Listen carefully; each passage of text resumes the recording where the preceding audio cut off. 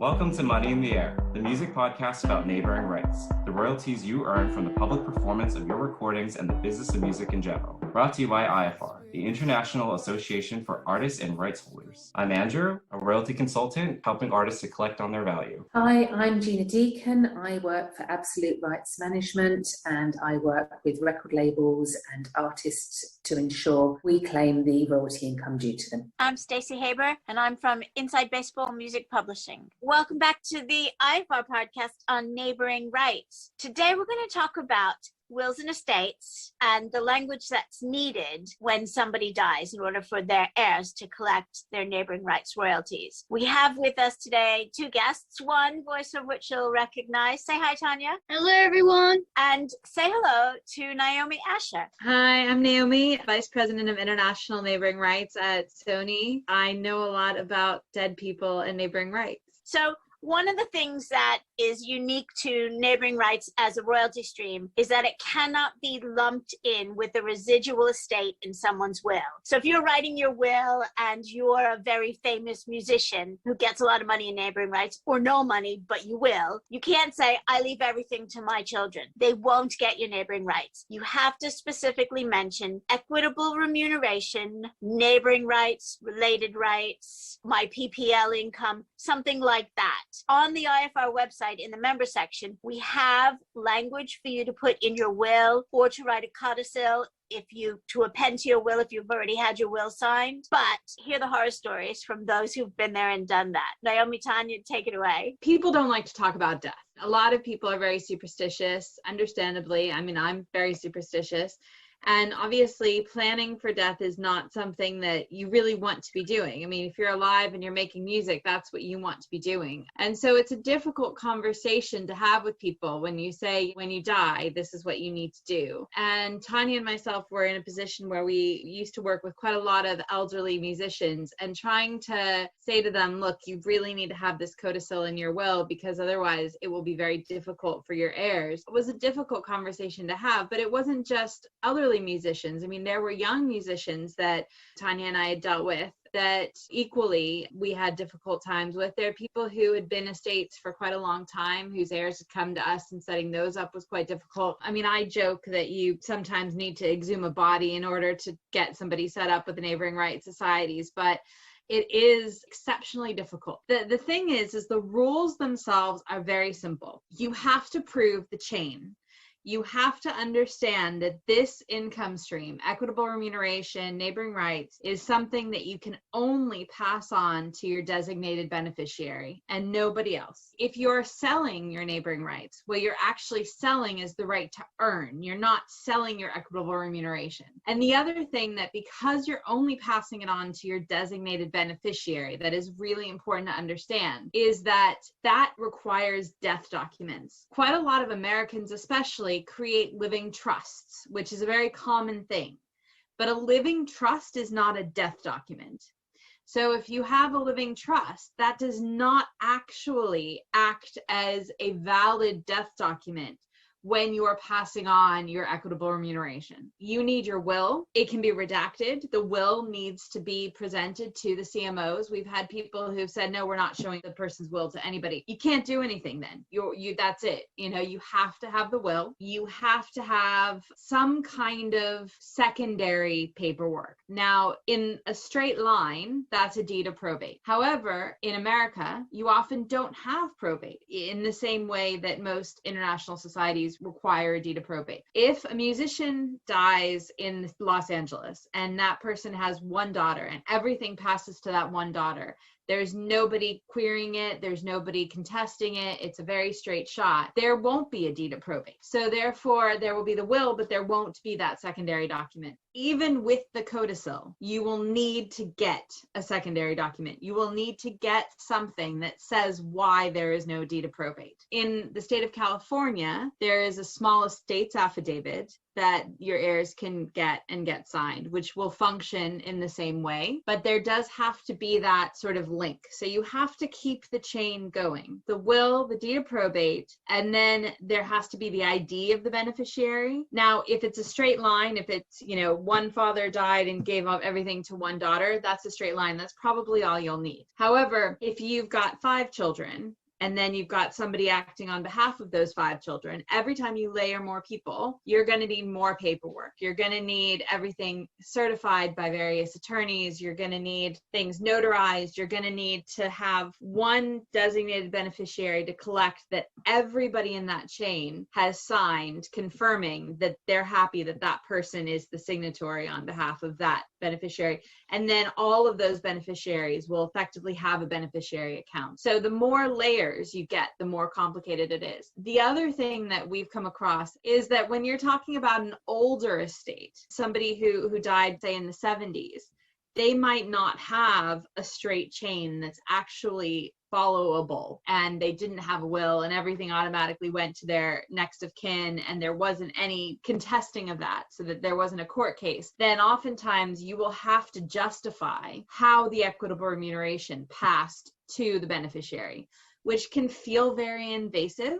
There was a very important musician who died at age 27 in the 60s. He is a Black man from Georgia. Everything had passed to his widow. I had to basically write an essay explaining why in the 1960s a Black man from Georgia wouldn't have had a lawyer who created a will or deed of probate or whatever that would then have that chain to go to his widow. You really have to explain the whole situation, which sounds very invasive. It sounds very frustrating, and it really is. But unfortunately, in order to go direct through some of those societies in Europe, you have to have all the dots connect. And oftentimes the dots won't connect, and that's where you fall short, and that's where things get really frustrating. There are a couple of quote unquote workarounds that we've used, just taking the world through Canada. If you're dead and nobody wants to give a will, nobody wants to do anything, or you don't have dots that connect for some reason, you will have to basically go to Canada. There's really nowhere else you can go. Canada has a form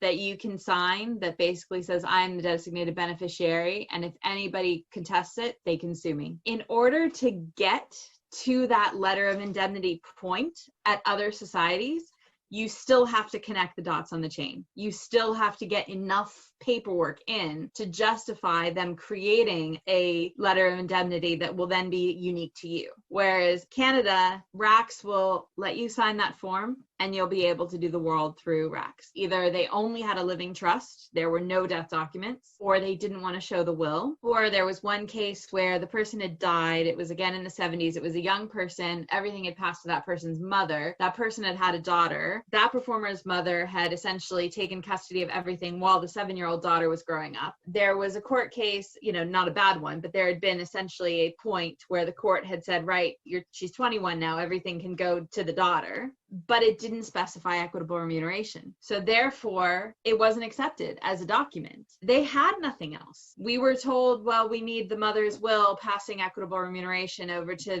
the granddaughter. Well, first of all, I couldn't get the mother's will. It didn't say anything about anything to do with the performer. The performer had been dead 30 years by the time the mother had passed away. Everything had been concluded in this document that supposedly gave everything to the granddaughter. But because it didn't say equitable remuneration, it wasn't accepted. They wouldn't do a letter of indemnity because you had this missing link on the chain. And the end result was, well, Canada. Literally, that is the only thing that you can do. And I certainly hope that RACS doesn't listen to this and start changing their rules and making it difficult for people. Just to explain to the world why it's so difficult, it's because it's a non-waivable, non-transferable right under the Rome Convention. Unlike other royalties, you can give them away. This one, you cannot. So that's why it's so difficult. Doesn't make sense still, but that is the reason everyone gives. Could I just ask, Tanya, have you dealt with other countries besides the UK and the US where it's just as difficult? Yes, I would say PPL is the most difficult society to deal with in terms of jumping through hoops and providing lots of paperwork. Actually, just as a side note, in December, PPL released an article on their website, and they said, please, in your wills, explicitly write down that who your beneficiary is, make it very clear. And my ER explicitly say it goes to this person, that person. Because, PPL, if it's not clear to them, they just can't proceed. So yeah, I've dealt with playwrights in Belgium, with Senate in the Netherlands. They're a happy medium between PPL and RACs in Canada, I would say. They just need to see a copy of a will. They're not very kind of particular about the wording. They just want to see clearly who is the next of kin, who is the heir. But yeah, like with all of them, you need a copy of the beneficiary's ID. It's got to be valid and in date, because someone passed away a couple of years ago and his widow sent me her passport, and it took me so long to get that from her, and then it expired. You've got to go back to them. It can be a very drawn out process. Maybe they didn't sign the passport, like, please sign your passports. I've dealt with estates where, yeah, there was no will whatsoever, so then it gets very messy. But as Naomi said, you can go to RACs because you're indemnified. But PPL's legal team, they're very on the ball, they're very clued up, so they will walk you through it. You just have to be patient, don't you, Naomi? Because they're grieving, especially if it's a recent death. You know, they're kind of out of sorts, they're grieving, and you're just kind of, you have to tread lightly, and you have to go to them. The timing's very sensitive, isn't it? You don't want to bombard them with an essay of, so we need this.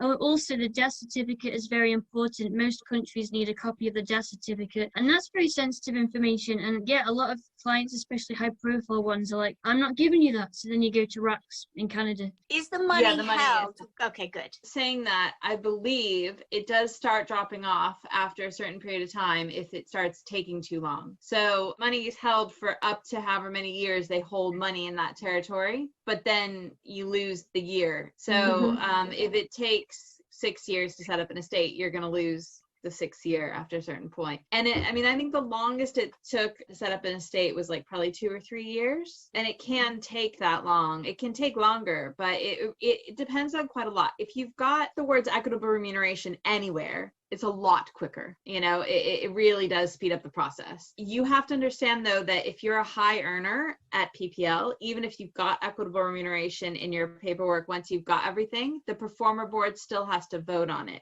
and approve all the death documents. They still have to meet, which is every 6 weeks, whenever it is, and they have to approve it, which for me seems ridiculous, but yeah, that's true. Yeah. Did they say why? And why the performer board? It's the way that it is. I can't really tell you why. I just know that's exactly what they do. Do you know any reason why they would reject it? They didn't reject it for us. I don't know why they would reject it, but I suppose if they felt something was contestable, maybe they would reject it. But I really wouldn't even want to posture a guess, because I don't know why they even vote. I mean, for me, it's none of their business. Just to clarify, basically, we as representatives who look after performers and anybody that is a direct PPL member should be encouraging our artists to ensure that they include this in their will and take the narrative from the PPL site, which, as Tanya said, they published in December, to ensure that the wording is correct.